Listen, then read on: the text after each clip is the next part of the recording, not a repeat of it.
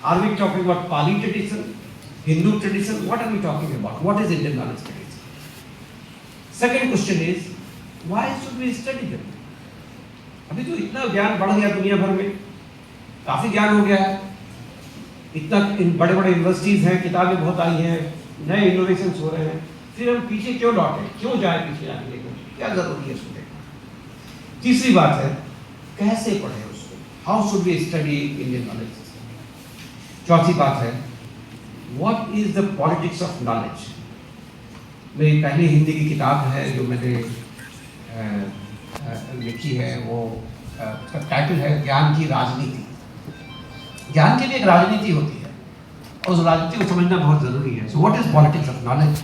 And आखिरी question है, can dialogue with traditional knowledge give us something new. यदि कोई नया नहीं दे पा रहा ट्रेडिशनल नॉलेज से डायलॉग, तो उसकी जरूरत क्या है? फिर तो हमें डेवलप करना चाहिए, प्रोग्रेस कर जाना चाहिए, आगे करना चाहिए, किसी डॉक्टर की क्या जरूरत। इन 5 सवालों को मैं उठाऊंगा और मेरा लार्जर क्वेश्चन ये होगा, can knowledge tradition that modernity pushed through its margins provide resources for addressing philosophical crisis now emerging at the centre of modern civilisation. क्या जो पुरानी ज्ञान परंपराएं हैं, आज जिस संकट से मानवता गुजर रही है, उस संकट के समाधान में कोई सहायता कर सकती है? यदि नहीं कर सकती है तो उसे जाने की कोई जरूरत नहीं है। यदि कर सकती है तो फिर उसे देखने की जरूरत हमें है। तो इन 5 सवालों का जवाब देने के लिए कोशिश करेंगे।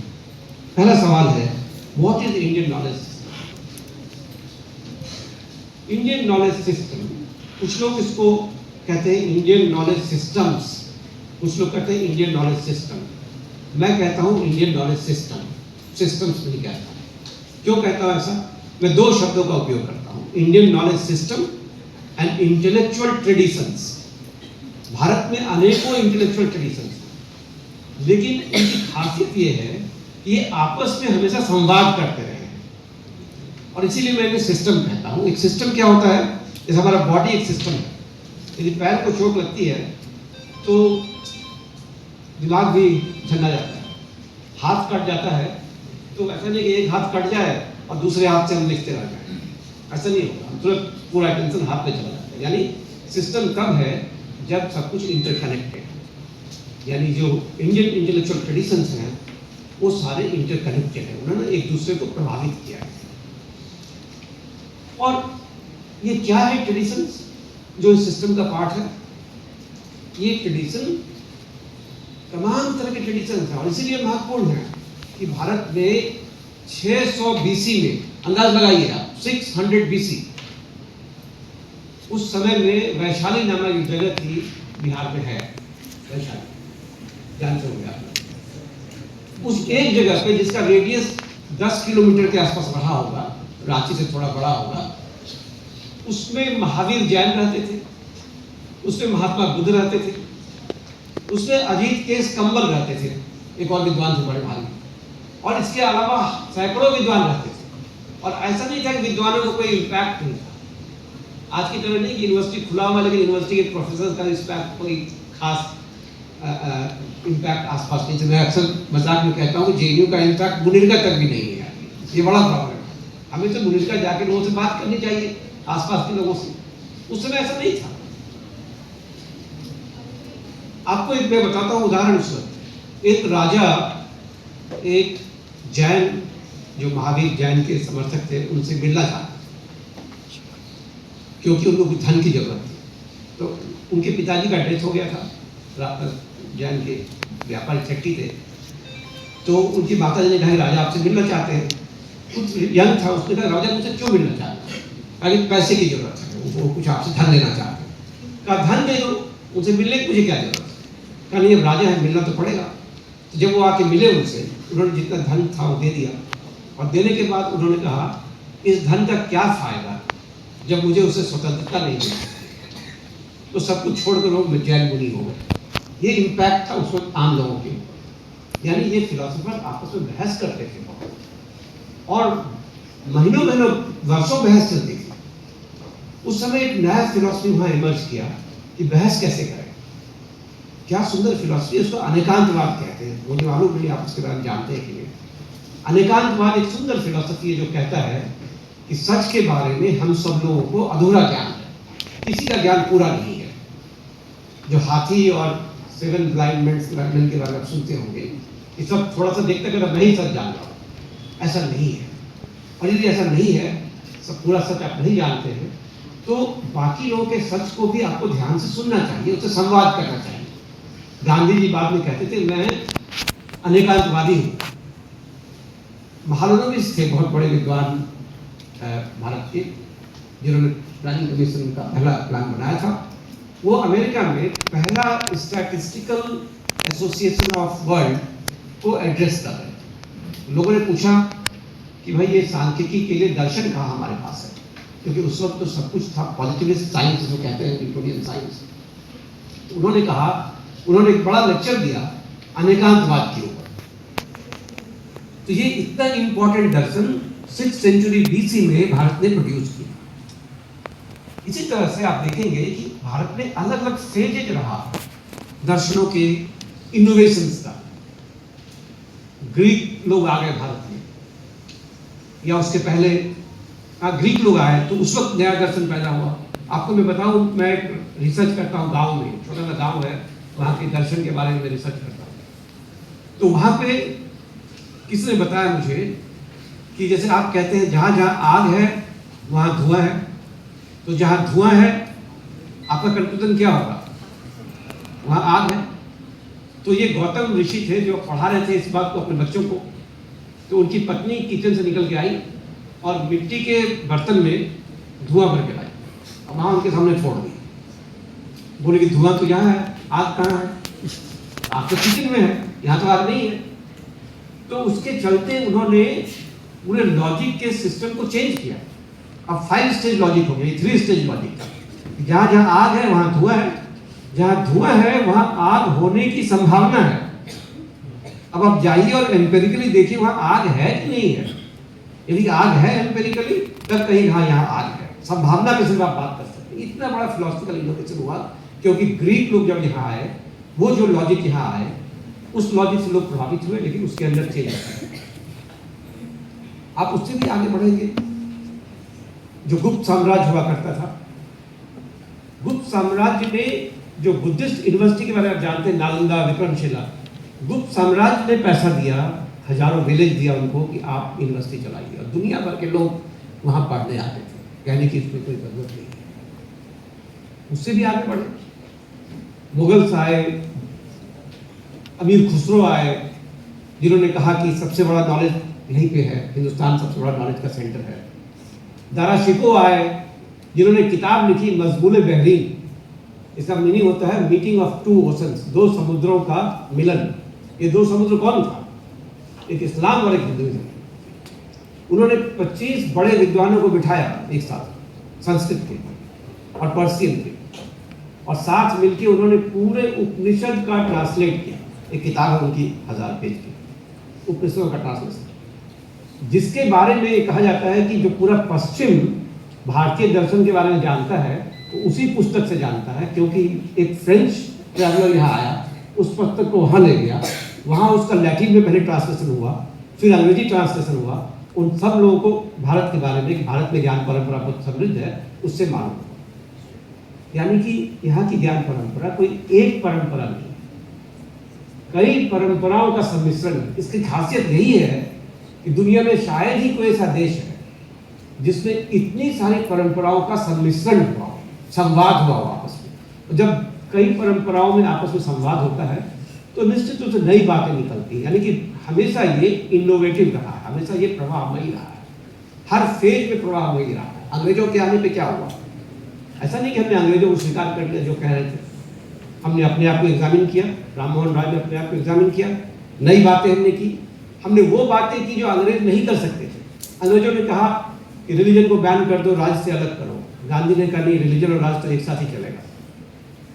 उन्होंने कहा कि हम तुम्हें फ्रीडम दे रहे हैं। इन्होंने कहा फ्रीडम से काम नहीं चलेगा, स्वराज की जरूरत है, हर किसी को स्वराज की जरूरत है। तो कई सारे इनोवेशंस किए। इसलिए आप देखेंगे कि भारतीय परंपरा कोई एक परंपरा नहीं है। यहाँ अनेकानेक कम्युनिटीज हैं चारों तरफ, जिनकी अपनी ज्ञान परंपराएं हैं। ट्राइबल कम्युनिटीज को देखिए, तरह तरह के कम्युनिटीज़ हैं उसमें। मेरा एक स्टूडेंट है नीलम केरकेटा, उसने किताब किया है, उसका PhD है around community, around as an epistemic community. और उसने बात की है कि कैसे उनके पास जो ज्ञान है प्रकृति के संरक्षण को सुरक्षित रखने का, वो ज्ञान भले ही किताबों में नहीं लिखा गया, भले ही उस ज्ञान का कोई सिस्टमेटिक स्टडी आपको नहीं मिलता हो, लेकिन उन्होंने सुरक्षित रखा भी है और उसकी पूरी परंपरा है। और उसका अध्ययन कैसे किया जाए, तो अध्ययन करने का तरीका हमें ढूंढना है। और जो अभी पूरा प्रॉब्लम हो रहा है एनवायरमेंट का, पर्यावरण का, हम क्या कर रहे हैं, पर्यावरण की एक समस्या के समाधान के लिए कोई टेक्नोलॉजी खोजते हैं, उस टेक्नोलॉजी से फिर एक समस्या उत्पन्न होती है, फिर एक टेक्नोलॉजी खोजते हैं, लगातार टेक्नोलॉजी खोजते जा रहे हैं, लेकिन समस्याओं का समाधान नहीं हो रहा है। तो ये ज्ञान परंपरा अनेकानेक ज्ञान परंपराओं का सम्मिश्रण है और अनेकांतवादी व्यवस्था है, जिसमें सभी ज्ञान परंपराएं सम्मानित हो, आपस में संवाद करें। ऐसा नहीं कि केवल अलग अलग रहे, सब सम्मानित है और एक मोज़ैक बन गया, सब अलग अलग स्थापित नहीं, सब आपस में संवाद करते हैं, एक दूसरे से सीखते हैं, एक दूसरे की आलोचना करते हैं, एक दूसरे का मजाक भी उड़ाते हैं। मेरे पास समय होता तो मैं आपको बताता कि जिस गांव में मैं काम करता हूं, उसी गांव में जो न्याय की परंपरा है, जो लॉजिक मैंने बताया आपको, उन लोगों के बारे में कितनी तरह की कहानियां भी चलती हैं मजाक में। कहते हैं कि जैसे एक कहानी ये है कि जो न्यायिक लोग हैं, जो इस तरह का लॉजिक करते हैं, प्रमाण खोजते हैं, ये लोग किसी गंदगी को 3 बार में समझते हैं। पहले वो देखते हैं कुछ गंदा लग रहा है, फिर सूंघते हैं कुछ गंदा लग रहा है, फिर चखते हैं, तब कहते हैं हाँ ये तो गंदा है, प्रमाण मिल गया गंदा होने का। तो ये बहुत तरह का मजाक उनके बारे में चलता है। तो सब परंपराओं के बारे में एक दूसरे के बारे में मजाक भी चलता है, आलोचना भी चलती है, लेकिन उनका एक डायलॉग भी है। और मैं एक शब्द यूज करना चाहता हूँ, जिसे मैं कहता हूँ बोध विन्यास। बोध विन्यास क्या होता है? जैसे केस विन्यास होता है ना, कैसे अपना बाल को संवारा जाए, आजकल तो बहुत फैशन में टेक्नोलॉजी, बाल को कैसे संवारा जाए, वैसे ही हम किसी चीज़ के बारे में कैसे समझते हैं, उसको कहते हैं बोध विन्यास। कि हम प्रकृति के बारे में कैसे समझते हैं, पेड़ों के बारे में कैसे समझते हैं, एक दूसरे आदमी के बारे में कैसे समझते हैं, जनता के बारे में कैसे समझते हैं, ज्ञान के बारे में कैसे समझते हैं। तो इस भारतीय परंपरा का एक बोध विन्यास, जिसके अंदर वो सब कुछ को समझने की कोशिश करते हैं। तो ये है कि प्लूरल व्यवस्था है, बहुसंख्यक है, बहुत तरह की बहुसंख्यक।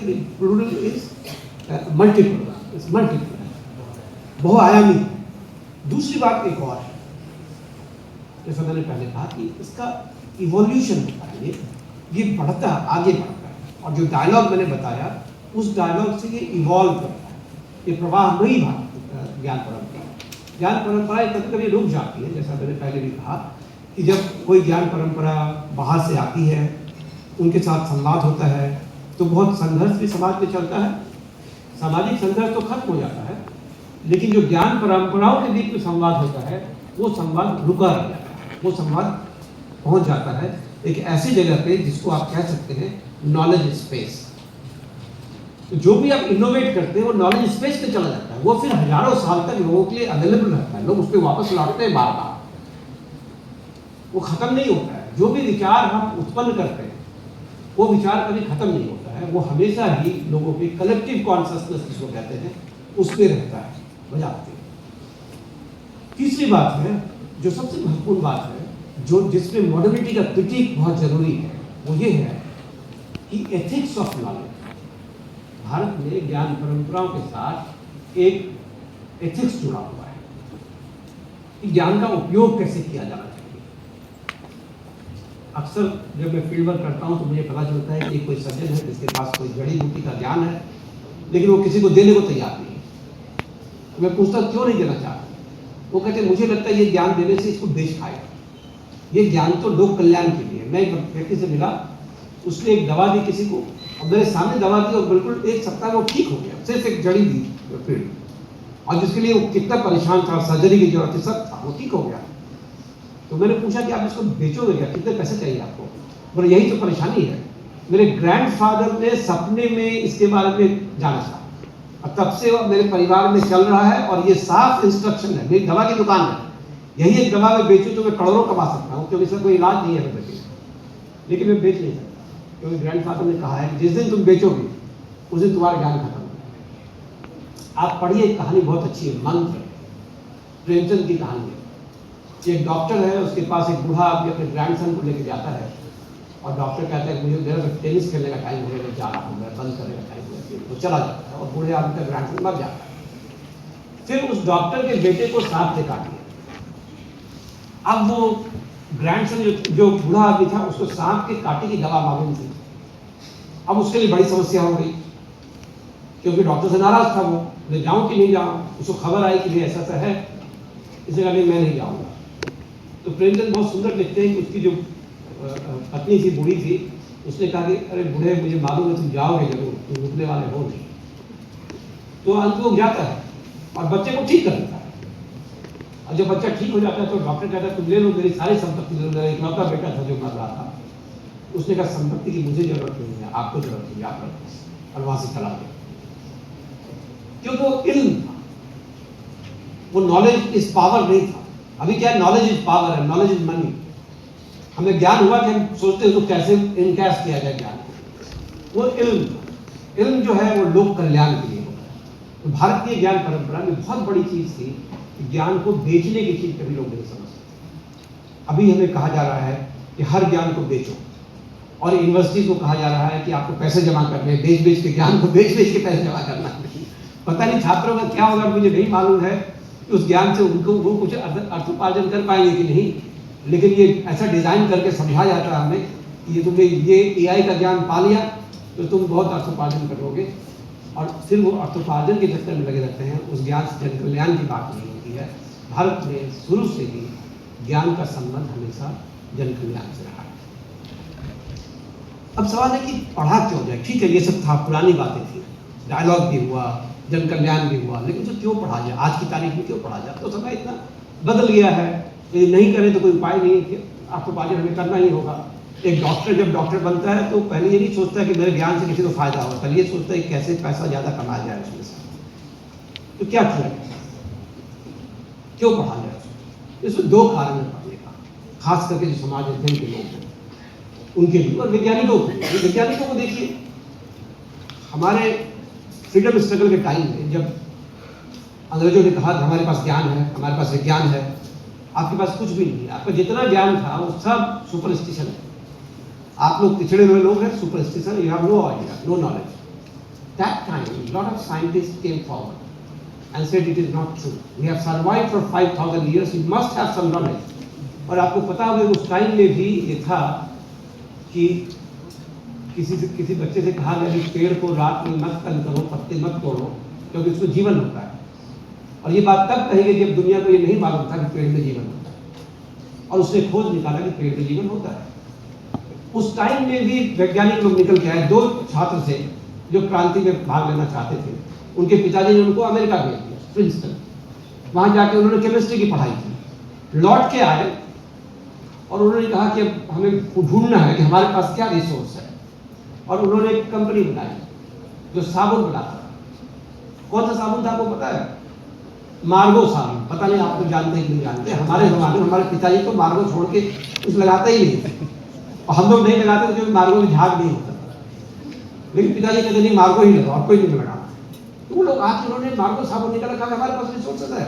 नीम के पत्ते को तोड़ा, उसको बॉयल किया, उससे एक साबुन बना दिया। फालतू केमिकल मत डालो, फालतू केमिकल से लाभ होता है। तो ये ज्ञान परंपराओं के साथ हमारा संबंध रहा। तो हमने, हमारे पास कुछ ज्ञान परंपराएं रही हैं, ये बहुत कुछ रहा है। हमारे लोग उन्हीं ज्ञान परंपराओं से अपने आप को समझते हैं, अपना जीवन चलाते हैं, अभी भी अपना जीवन चलाते हैं। कितने लोग हैं जो जब अपनी संपत्ति का बंटवारा होता है घर में, तो रॉल्स का थ्योरी ऑफ जस्टिस पढ़ते हैं कि जस्टिस कैसे होगा। उनके पास एक टेक्निक है कि ठीक है, इन चीजों को 4 भागों में बांट दो और लॉटरी कर दो, जिसको मिलेगा मिल जाएगा, बराबर 4 भागों में बांट दो। बहुत सिंपल टेक्निक है। मैं एक फिल्म देखा मैंने कई बार। मैं फिल्में देखता हूँ काफी, ये समझने के लिए समाज कैसे सोच रहा है। आपको भी देखना चाहिए। एक फिल्म है दृश्यम, आपको देखिए कि नहीं पता नहीं। उस दृश्यम फिल्म में क्या होता है कि एक बाप अपनी बेटी को बचाता है, और जितनी बार वो पुलिस वालों को धोखा देता है, उतनी बार मैंने देखा लोग ताली बजाते थे। लीगली रॉन्ग था बट एथिकली करेक्ट था, यानी लोगों के दिमाग में जस्टिस है। मैं फील्ड में काम कर रहा था, इलेक्शन के दरमियान समझने की कोशिश कर रहा था कि लोग कैसे सोचते हैं चुनाव के बारे में। एक महिला वहां खड़ी थी चुनाव में, निर्दलीय है, उसकी जाति के लोग बहुत कम थे, अमूमन हम सोचते हैं जाति पे वोट पड़ता है, उसके पास पैसे भी नहीं थे और पूरा कॉन्स्टिट्यूएंसी ये कहता था कि उसी को वोट करना, बहुत बड़े पैमाने पे जीती हुई है। तो मैं पूछता था क्यों उसको वोट करना, लोग कहते थे उसके साथ अन्याय हुआ है। क्या अन्याय हुआ है? कहते थे किसी के सामने यदि आप थाली परोस कर दे दें, भूखा आदमी है और जब खाने के लिए हाथ बढ़ाए तो थाली खींच ले, ये अन्याय नहीं है? हमने कहा है ये बहुत बड़ा अन्याय है। उसके साथ क्या हुआ था, किसी पार्टी ने उसको टिकट दिया था और वो पैसे मांगती थी पार्टी, आखिरी दिन वो पैसे नहीं दे पाई तो टिकट वापस ले लिया। लोगों के दिमाग में न्याय और अन्याय का एक कॉन्सेप्ट है जिससे वो काम करता है। यानी कि हमारे लोग, उनका सोचने का तौर तरीका अपना भी कुछ है, उसको कैसे हम समझेंगे? नहीं समझेंगे तो हमारा जो ज्ञान हम यूनिवर्सिटी उत्पन्न कर रहे हैं, जो लोगों का ज्ञान है, दोनों में कोई संपर्क नहीं रखता है। हम किताब लिखते रहे सेक्युलरिज्म पे, लोग कम्युनल होते चले गए। तो मैं कभी भी मजाक में कहता हूँ, हमारे एक प्रोफेसर हैं कि आपके चलते लोग कम्युनल हो गए क्योंकि आप सेक्युलरिज्म पे लिखते रह गए, आपने लिखा ही नहीं कि लोग रिलीजन को कैसे समझेंगे। तो एक तो ये कारण है कि हम जिन लोगों के बीच रहते हैं, जिनके लिए हमारे ज्ञान का कोई उपयोग होना चाहिए, वो कैसे सोचते हैं, वो कैसे समझते हैं, उन्होंने कैसे ज्ञान अर्जित किया है, किस ज्ञान से जीवन चलाते हैं, इन सब के बारे में हमें समझना है। जब मैं पिता बनने वाला था तो हम लोग अकेले रहते थे, तो हम दोनों पति पत्नी डॉक्टर के जाते थे। एक क्लास होता था पेरेंटिंग का, जिससे बताया जाता था कि बच्चे को कैसे पालन करना। तो हम पूछा करते थे उनसे कि मेरी दादी तो ऐसे करती थी, क्या हमें वैसे करना चाहिए? तो डॉक्टर कहते बिल्कुल नहीं, ऐसा बिल्कुल नहीं करना चाहिए। जब उनके चैम्बर में जाके पूछा हमने कि आपने मना कर दिया, कभी आप ऐसा नहीं करती हैं कि जो दादी करती थी उस तरह का आप करते थे, आपको भी करना चाहिए। मैंने कहा फिर अंदर आपने मना कर दिया? उन्होंने कहा नहीं, अंदर बोलूंगी तो मेरा नौकरी चली जाएगी, क्योंकि वहाँ बोलना नहीं है। यानी कि जो नॉलेज आपके पास है, जो मार्केटेबल नॉलेज है, जो पॉपुलर नॉलेज है, इनके बीच का डायलॉग नहीं है। तो एक तो उस कारण से हमें करने की जरूरत है। दूसरा कारण, जो बड़ा कारण है, जो मुझे आज की तारीख में लगता है सबसे बड़ा कारण है, वो ये है कि पूरी दुनिया इस वक्त एक बड़े संकट से गुजर रही है। क्या संकट है? मैं इसे कहता हूं दार्शनिक संकट है दुनिया में। क्योंकि दुनिया में पहले क्या हुआ कि जब मॉडर्निटी आया, उस टाइम में एक आइडिया ये आया कि शरीर और मन ये दोनों अलग अलग चीजें हैं, दोनों के अध्ययन का क्षेत्र अलग अलग होना चाहिए। और मन का के अध्ययन का क्षेत्र जो था वो दे दिया गया धर्म को, और जो शरीर के अध्ययन का क्षेत्र वो दे दिया विज्ञान को। तो विज्ञान में एथिक्स का खत्म हो गया, विज्ञान में फीलिंग्स के बारे में कुछ बात नहीं रही। पश्चिम ने क्या किया कि शरीर के अंदर के छोटे से छोटे चीजों के बारे में जान लिया। आपके डीएनए को एडिट कर सकता है, आपकी लंबाई को बढ़ा सकता है, आपके अगले जनरेशन को यदि आप चाहते हैं कि वो 6 फीट 10 इंच का हो तो बना देगा, क्योंकि डीएनए एडिट कर देगा। लेकिन यदि आप चाहते हैं कि मेरा बेटा सिर्फ इसी तरीके से सोचे, अच्छी बातें सोचे, वो नहीं कर सकते, क्योंकि माइंड के ऊपर उनका काम नहीं हुआ। और इसका नतीजा क्या निकला कि अभी जो पूरी दुनिया है, मैं एक बार सर्वे कर रहा था फिलोसफर्स का, वो क्या कर रहे हैं आजकल, बड़े फिलोसफर्स 50 कनेक्ट हो जाते, तो 70% फिलोसफर यही सोच रहे हैं खाली कि शरीर और मन का क्या रिलेशनशिप है, वो समझ नहीं पा रहे। क्योंकि नतीजा ये हो रहा है उसका कि लोग depressed, depression has become a common word. एक जोक था कि अपनी ग्रैंड मदर को किसी ने कहा कि दादी मैं डिप्रेशन में जा रहा हूँ, तो दादी ने कहा अच्छा अच्छे से ज़्यादा खाना पीना लेते जाना तो उनको तो पता नहीं था डिप्रेशन क्या होता है। और आज की तारीख में फ्रांस में मिनिस्ट्री ऑफ लोनलीनेस, इंग्लैंड में मिनिस्ट्री ऑफ लोनलीनेस, इतना लोनलीनेस हो गया, लोग अकेले हो गए। और यदि लोग अकेले हो जाएंगे तो क्या करेंगे लोग? फ्रस्ट्रेशन में वो क्या करेंगे?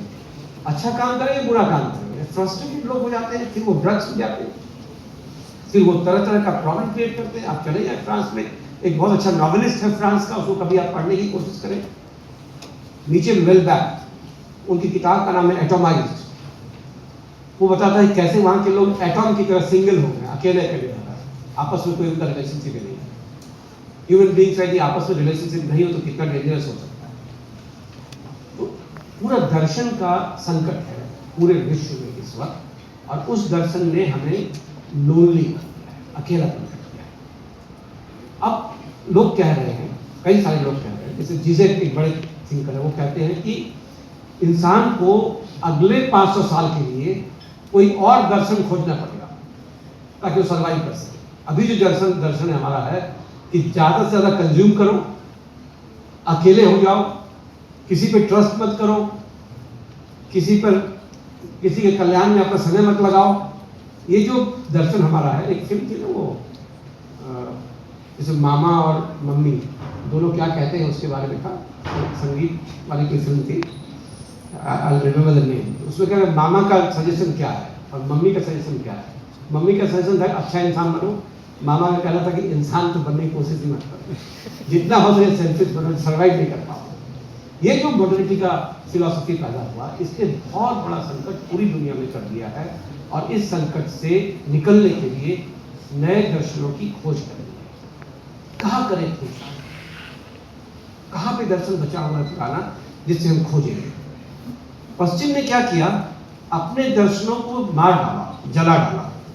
बहुत बड़े पैमाने पे उन्होंने पुस्तकों को जलाया। आप देखें नहीं चल रही है, जो उनके ट्राइबल कम्युनिटी से अमेरिका के, उनको तो मारा पूरी तरह से। आप कभी देखे वीडियो सीरियल्स बना है कि अमेरिका ने अपने ट्राइबल कम्युनिटीज को क्या किया है। इंग्लैंड ने क्या किया, जो छोटे छोटे ग्रुप थे जिनका अपनी पूजा पद्धति खत्म कर दिया। भारत जैसे देश, एशिया में खास करके, केवल भारत नहीं पूरे एशिया में उन परंपराओं को हमने जीवित रखा। हजारों साल की पुरानी परंपराएं भी अभी जीवित हैं, जहां की इंसान को अगले 500 साल के दर्शन के लिए खोज करने की जरूरत है। इसीलिए हमें उसको जानने की जरूरत है, इसीलिए हमें बार बार लौटना पड़ता है कि पुराना दर्शन कहाँ से मिलेगा, क्या चीजें थी उसको, जिससे कि इंसान खुश होकर। कैसे वो अपने जंगल को देखता था कि जहां भी इंसान पश्चिम का गया, उसने पहला काम किया, जंगल को कटवा दिया। लेकिन जहां आदिवासी लोग रहते हैं, उन्होंने कभी जंगल को नहीं कटवाया, क्योंकि उनका एक सिद्धांत है जंगल के साथ कैसे बिहेव करना है। वो हमें सीखना पड़ेगा। यदि किसी समाज में पानी की कमी थी, उस समाज ने पानी को कैसे बचाया जाए उसके बारे में बहुत सारा तरीका सोचा है। अब यदि दुनिया में पानी की कमी होने जा रही है, तो हमें उस समाज से सीखना होगा कि पानी को कैसे बचाया जाए। ये कोई गलत बात नहीं है, ये कोई कल्चर की बात नहीं है, ये सीखने की बात है कि हम अपनी समस्याओं का समाधान कैसे करें।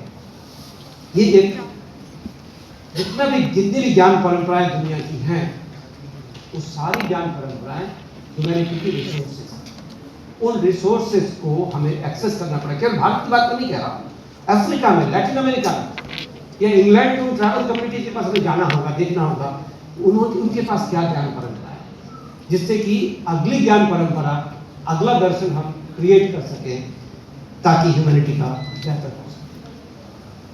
अब सवाल है, how should we study Indian knowledge. ये बड़ा कंट्रोवर्शियल सवाल है। इसके 4 तरीके हो सकते हैं। पहला तरीका है, जिसकी बड़ी लेखिका है मीरा नंदा नाम की, उनकी किताब भी बहुत पॉपुलर हुई है। वो कहती है कि ये सब बकवास है, जितनी पुरानी परंपराएं थी वो बकवास थी, उनको तो डंप कर दीजिए आप, क्योंकि वो सुपरस्टिशन है, वो एक तरह से आपको भरमाने का तरीका है। It will take you to superstition, it will take you backward, it will make you backward, you will keep fighting on that, nothing is there. So kill all the traditional knowledge system. Anybody who is trying to approach traditional knowledge system, that person is only trying to win certain elections or mobilize you by giving false hopes, so therefore they are not good. ये एक तरीका है। मुझे लगता है कि ये सही नहीं है। मुझे लगता है जिस परिप्रेक्ष्य में वो कहती हैं विज्ञान का जो दर्शन है उसके हिसाब से पुरानी ज्ञान परंपराएं बेकार हो गई। यदि विज्ञान के दर्शन को, मेरे पास समय नहीं है बात करने की, यदि विज्ञान के दर्शन को यदि समझा जाए ठीक से, तो विज्ञान ही अब कह रहा है। पहले विज्ञान कहता था कि आपका शरीर जो मशीन है, आपकी बीमारियां जो है मशीन की बीमारियां हैं, आप डॉक्टर के पास जाएं, आप बताएं, आपको वजन लिया जाएगा, आपके केमिस्ट्री को जांचा जाएगा, आपके ऑर्गन्स को जांचा जाएगा, और ठीक है तो ठीक है। अब विज्ञान कहता है कि नहीं, आधी से ज़्यादा बीमारियां जो आपकी हैं वो आपके मस्तिष्क से पैदा होती है, आपके विचारों से पैदा होती है। साइकोसोमेटिक डिजीज इसको कहते हैं। पहले जितना मेंटल हॉस्पिटल बनता था वो जेल के करीब बनता था, मेन हॉस्पिटल में नहीं होता था। अभी मेन हॉस्पिटल में डिपार्टमेंट्स खुलने लगे हैं, क्योंकि अब ये बात मानी जाने लगी है कि हम सब लोगों को साइकोसोमेटिक डिजीज हो सकता है, होता है। ज़्यादातर डिजीज हमारा साइकोसोमेटिक डिजीज है। तो मैं इस रिजेक्शनिस्ट मॉडल को क्रिटिक कर रहा हूँ। दूसरा मॉडल है जो कहता है इंडिजिनस मॉडल, हमारा नॉलेज है, इसीलिए बहुत महत्वपूर्ण है। मेरे ख्याल से कोई नॉलेज नहीं हमारा है भी, इसलिए महत्वपूर्ण नहीं हो सकता। ठीक है, हमने पैदा किया था उस समय में जब हम क्राइसिस में थे। आज के समय में उसे जांचने की जरूरत है कि आज हमारे लिए उपयोगी है कि नहीं है। यदि नहीं है तो मेरे लिए नहीं है, यदि है तो सिर्फ मेरा है इसलिए महत्वपूर्ण नहीं हो सकता। ये टेढ़ा है पर मेरा है वाली बात नहीं चलने वाली है। ये बिल्कुल आपको देखना पड़ेगा कि वो उपयोगी है कि नहीं है। So we have to subject that to rational investigation. तीसरा है जो सबसे प्रिविलेंट आजकल है, वो है आइडेंटिटी असर्शन, कि ये मेरे अस्मिता का सवाल है, मेरी ज्ञान परंपरा मेरी अस्मिता का सवाल है, जो अभी भारत सरकार जिसे बहुत जोर देती है कि ये हमारी अस्मिता का सवाल है। मेरे ख्याल से ज्ञान कभी अस्मिता का सवाल नहीं है। ज्ञान तो समस्याओं के समाधान के लिए, अस्मिता के लिए नहीं है। हमें अपनी आइडेंटिटी से ज्ञान को जोड़ के नहीं देखना चाहिए। ये मेरी पुस्तक है और इसका जो ज्ञान है ये परफेक्ट है और दूसरी सारी पुस्तकें बेकार है, ऐसा हो नहीं सकता। ऐसा संभव नहीं है, क्योंकि हर पुस्तक का ज्ञान किसी न किसी सोशल ज्योग्राफिकल कॉन्टेक्स्ट में पैदा है। तो इसमें पूर्णता कभी नहीं हो सकती। जैसे मैंने कहा दिया, आप अनेकांतवादी हैं तो मानेंगे कि आपके ज्ञान में कुछ गल तो है, लेकिन पूर्ण नहीं हो सकता। और ये आइडेंटिटी असर्शन मॉडल की एक समस्या ये भी है कि उनका कमिटमेंट नॉलेज के लिए नहीं है, उनका कमिटमेंट आइडेंटिटी के लिए है। तो आइडेंटिटी के लिए जो भी उपयोगी है उसका वो उपयोग कर लेंगे। यदि आप पे नॉलेज, चूंकि हम लोगों का अभी ये मन में हो गया है कि हमारा नॉलेज सिस्टम को बर्बाद किया गया, तोड़ा फोड़ा गया, तो उनको पता है कि इस बात को कहने से हमारा उनके प्रति सद्भावना बन जाएगी। तो बार बार हमें इस बात को कहा जा रहा है, लेकिन उनका कमिटमेंट इस बात के लिए नहीं है कि इस नॉलेज सिस्टम का कैसे विकास किया जाए। चौथा मॉडल जो मैं प्रपोज करता हूँ, या हमारा ग्रुप प्रपोज करता है, हमारा एक ग्रुप है छोटा सा दिल्ली में, जिसकी अभी किताब हमारी एक ग्रुप की आई है इसी टाइटल से। अनफॉर्चुनेटली वो किताब रॉकलेस लंदन ने पब्लिश की है, तो बड़ी कॉस्टली है, वो 25-26 हज़ार की किताब है, इसलिए मैं गिफ्ट नहीं कर सकता हूँ आपको। तो उसका आर्गुमेंट ये है कि सारी ज्ञान परंपराएं मानव जाति की संपदा है। यदि फिजिक्स को इंग्लैंड में खोजा गया तो हम ये नहीं कह सकते इंग्लैंड की संपदा और हम उसको नहीं यूज कर सकते, हम करते हैं, बजाते पढ़ते हैं। इंसान सारी ज्ञान परंपराओं का सृजक है और वो इंसान के लिए ही करता है। इसीलिए हम लोग यूनिवर्सिटी हैं। Why are we university? Because we are thinking about the universe and we are creating universal knowledge. We are not creating physics for India. We are creating physics for humanity. Anybody can have that knowledge and use it for the benefit of humanity. So therefore, we must have a democratic negotiation with knowledge base. कोई knowledge system इसलिए बहुत अच्छा नहीं है कि वो किसी powerful state के द्वारा प्रोपेगेट किया जा रहा है। कोई नॉलेज सिस्टम इसलिए अच्छा नहीं है कि उसको कोई बहुत बड़ा यूनिवर्सिटी लेके आ रहा है, ऑक्सफोर्ड यूनिवर्सिटी दे रहा है, बल्कि हर नॉलेज सिस्टम छोटे से छोटे लोगों के द्वारा बनाया गया नॉलेज सिस्टम और बड़े से बड़े लोगों के द्वारा बनाया गया सिस्टम के साथ हमें एक संवाद करना चाहिए। और संवाद का आधार क्या होगा? संवाद का 2 सिंपल आधार है। पहला आधार कि वो ज्ञान है कि नहीं। जो भी ज्ञान का मापदंड आप तय करें, उस मापदंड को जांचने की कोशिश करें कि ये ज्ञान है या आपका ओपिनियन है। दूसरी बात कि क्या ज्ञान हमारी मुक्ति के लिए है या हमें डोमिनेट करने के लिए। संस्कृत में एक बड़ा अच्छा श्लोक है जो कहता है या विद्या सा विमुक्त। ज्ञान का काम ही मुक्ति देना है। यदि ज्ञान का काम मुक्ति देना है तो हमें देखना चाहिए कि ये ज्ञान मुक्तिकामी है या शक्तिकामी है। शक्तिकामी ज्ञान का मतलब है वो आपको कंट्रोल करना चाहता है, मुक्तिकामी ज्ञान का मतलब है वो आपको लिबरेट करना चाहता है। तो ये फोर्थ जो है सोशल हीलिंग, मैं कहता हूँ उसको democratic negotiation model. Democratic negotiation model एक बेहतर मॉडल मुझे लगता है हो सकता है, जिसमें हम क्रिटिक करते हैं, आलोचना करते हैं, संवाद करते हैं और फाइनली कंक्लूड करते हैं कि बेहतर नॉलेज सिस्टम होता है। What is politics of knowledge?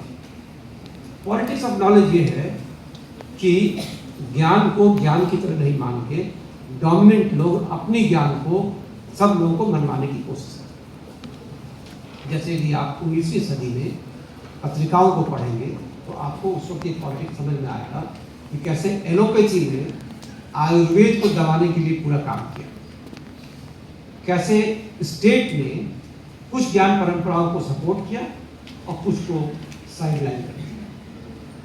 Politics of knowledge ये है कि कार्ल यूंग हुआ करते थे, फिलोसोफर, साइकोलॉजिस्ट पश्चिम में, वो भारत आए। तो भारत में उन्होंने देखा कि यहाँ के लोग तो ऑलरेडी कॉन्शियसनेस के बारे में काफ़ी कुछ मालूम है उनको, यहाँ के लोगों को ऑलरेडी मेडिटेशन टेक्निक्स मालूम है, उनको मालूम है कि माइंड कैसे काम करता है। तो उन्होंने कुछ लेख लिखे।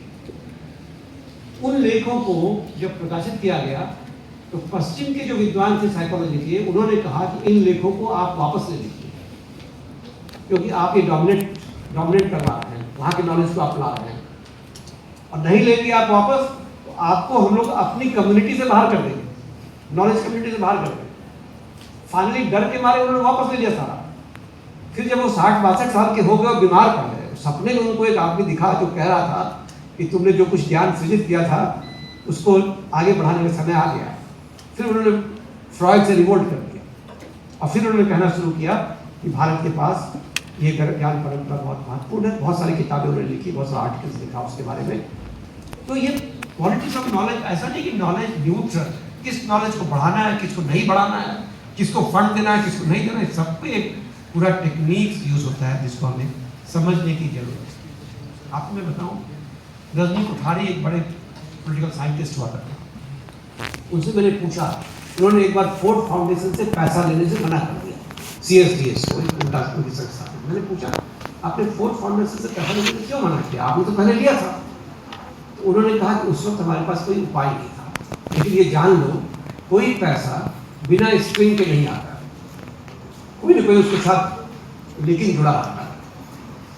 यानी अब आप मुझे समझ में आ रहा है, एक सज्जन थे एडवर्ड सिल अमेरिका के शिकागो यूनिवर्सिटी में भारत अध्ययन केंद्र की स्थापना होने की थी, और उन्होंने भारतीय चिंतकों को भारत के बारे में जो चिंतन था उसको बहुत प्रभावित किया। बहुत दिनों के बाद पता चला कि एडवर्ड सिल का जो ये पूरा प्रोजेक्ट था वो that was funded by CIA। उन्होंने ये लिखा कि मैं भारत गया और वहाँ पर जो शिक्षा के बारे में कानून बन रहा था, नीति बन रही थी, उस नीति के मैंने बहुत प्रभावित किया लोगों से बातचीत करके। मुझे लगता है मैं सेकंड मैकॉले हूँ, ऐसा उन्होंने लिखा। तो ये पॉलिटिक्स ऑफ नॉलेज है, आपको समझने की जरूरत है कि किसको आपके लिए ज्ञान परोसा जा रहा है, कैसा ज्ञान परोसा जा रहा है, उस ज्ञान का क्या प्रभाव पड़ने वाला, बाजार के लिए परोसा जा रहा है या आपके लिए परोसा जा रहा है, आपके लिए मुक्तिकामी है या किसी और के लिए मुक्तिकामी है। इन चीज़ों को समझना चाहिए, ये पॉलिटिक्स ऑफ नॉलेज है। एंड अब क्या होता है जब हम इंडियन नॉलेज सिस्टम से एंगेज करते हैं। मेरा एक दोस्त है अजय गुडावर्ती, मेरा बहुत बड़ा आलोचक है, वो कहता है कि तुम्हारा इंडियन नॉलेज सिस्टम का जो पूरा प्रोजेक्ट ये बकवास है, क्योंकि मुझे कुछ नई बात नहीं दे पा रहा। तो मैं उससे अब मैं उस पर काम कर रहा हूँ कि इंडियन नॉलेज सिस्टम से डायलॉग करने से हमें क्या फ़ायदा हो सकता है, क्या चीज़ें हमें मिल सकती है। मेरा पहला इनोवेशन या पहली बात मैं करना चाहूँगा कि इंसान के बारे में जो समझ हमारे पास है वो समझ अद्भुत है। क्यों अद्भुत है? क्योंकि पश्चिम की जो समझ है इंसान के बारे में वो ये है कि इंसान जो होता है वो सेल्फिश, ब्रूटस होता है। हॉब्स का जो आप भी मेरे स्टूडेंट्स भी इस बात को मानते हैं। किसी से आप पूछे इंसान कैसा होता है, लोग बहुत खराब होता है, दुष्ट होता है, दुष्टात्मा है सब। भारत कहता है कि इंसान सब दुष्टात्मा नहीं होता है, हर इंसान में अच्छाई भी है और बुराई भी है, पुरुषार्थ भी है और विकार भी है, हम सब में है।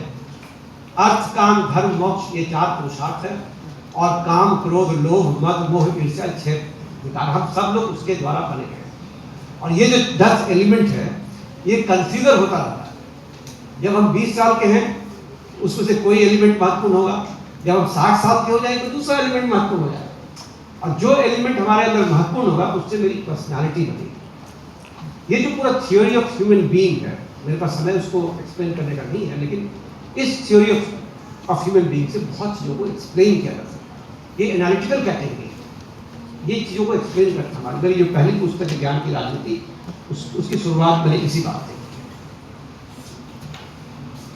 दूसरी चीज जो हमें बहुत महत्वपूर्ण लगती है कि जब कहीं कम्युनल राइट होता है तो उसके बारे में क्या तरीका उसको सॉल्व करने का है। जब कम्युनिटीज के बीच में झगड़ा हो तो हम क्या करते हैं, अभी मॉडर्न सिस्टम के अंदर उसके अंदर लीगल क्वेश्चन रेज करते हैं, किसकी रिस्पॉन्सिबिलिटी, किसने ऐसा किया, और उसको हम पनिश करते हैं। तो मेरी एक स्टूडेंट है जिसने गुजरात और भागलपुर राइट पे काम किया, और उसका ये कहना, ये काम हम लोग काफी दिनों से कर रहे हैं, हमारे क्लब ग्रुप इसके लिए बना हुआ है और मेरी ट्रेनिंग उसको ही आई थी कि नहीं, सिर्फ इस बात से कम्युनिटीज के बीच में रिलेशनशिप ठीक नहीं हो सकता है कि गलत करने वाले को पनिश कर दिया, क्योंकि कौन गलत था कौन सही था ये पता करना बहुत मुश्किल है, उसमें सालों लग जाते हैं।